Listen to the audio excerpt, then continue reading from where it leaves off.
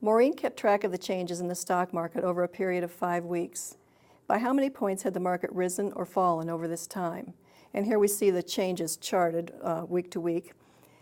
Let's let P equal the number of points by which the market had risen or fallen over this 5-week period, and we can write an equation that will tell us what P is.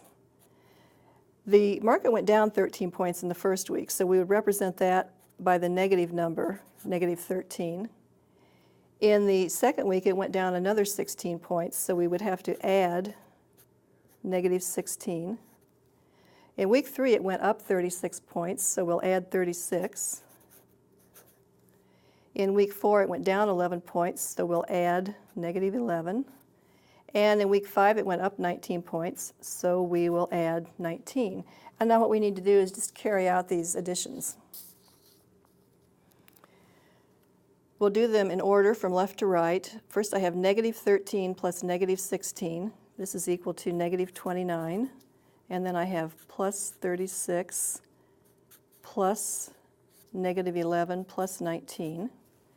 Now I'm going to have negative 29 plus 36, which is 7. And we still have plus negative 11 plus 19. 7 plus negative 11 is negative 4, and we need to add 19 to that. Negative 4 plus 19 is 15.